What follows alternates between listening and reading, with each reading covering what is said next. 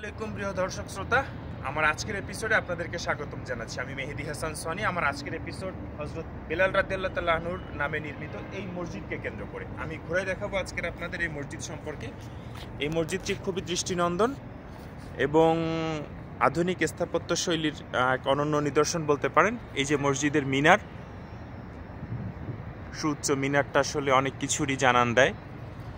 এই পাশে যে বড় বড় বিল্ডিংগুলি দেখতে পাচ্ছেন, এইগুলি আসলে বিভিন্ন নামের আছে, জমজম, আল সাফিয়া। এগুলি আসলে মসজিদে নববীতে যারা যে সমস্ত হাজিগণ আসেন ইবাদত বন্দেগী করার জন্য, তারা এখানে উপস্থিত থাকেন। এখানে দর্শক শ্রোতা দেখতে পাচ্ছেন অনেকে নামাজ পড়তে আসছে, আমরাও আসছি, কিন্তু বড়ই দুঃখের বিষয় যে আসলে এখন এই মুহূর্তে নামাজ পড়ার সুযোগ নেই। সকালে ফজরের সালাত আদায় করেছি মসজিদে নববীতে, তারপরে জান্নাতুল বাকিতে গিয়েছিলাম, এখন আসছি বেলাল মসজিদে। কিন্তু এখানে ওয়াক্তের নামাজ ছাড়া, অর্থাৎ ফজর জোহর এরকম ওয়াক্তের নামাজ ছাড়া আপনি এখানে নামাজ যখন তখন খুশি পড়তে পারবেন না। হয়তো সিকিউরিটির ব্যাপার আছে। মসজিদের নিচে মার্কেট আছে, বেশ ভালো। এই গ্লাস দিয়ে যে অংশটা দেখতে পাচ্ছেন, এগুলি সাইডে আর কি আউট বর্ডারের মার্কেট, আর ভিতরে মসজিদ। এটা সৌদি আরবের আউট অফ ভিউ, যেটা মসজিদের অপোজিটে রাস্তার পাশে আর কি।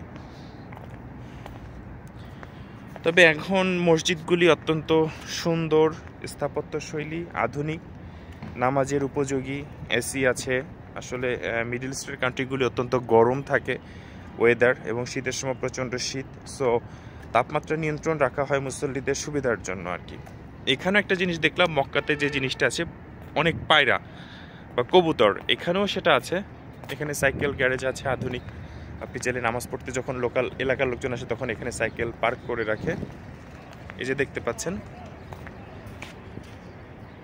তো বেলাল রাদিয়াল্লাহু তাআলা আনহু নিশ্চয়ই আল্লাহ রাব্বুল আলামিনের পক্ষ হতে আমাদের জন্য প্রেরিত একজন বরকতময় মানুষের অন্যতম মানুষ, কারণ তিনি আজান দিতেন এবং তার সুমধুর আজানের কণ্ঠ আসলে সত্যি অসাধারণ। বরকতময় মহান আল্লাহ পাক রব্বুল আলামিনের দিয়ে একটি অনন্য অসাধারণ নিয়ামত। তো তার নামেই মসজিদ নির্মাণ করা হয়েছে, এবং এই মসজিদটি মসজিদে নববী থেকে ঠিক উত্তর দিকটাতে আসে, রাস্তা দিয়ে কোনাকুনি আসলে অনেক লোকজন সকালবেলা দেখতে পাচ্ছেন। তো প্রিয় দর্শক শ্রোতা, আমার আজকের এপিসোড আশা করি আপনাদের ভালো লাগবে। সাপোর্ট করুন আমাদেরকে, ভালো থাকুন। আসসালামু আলাইকুম।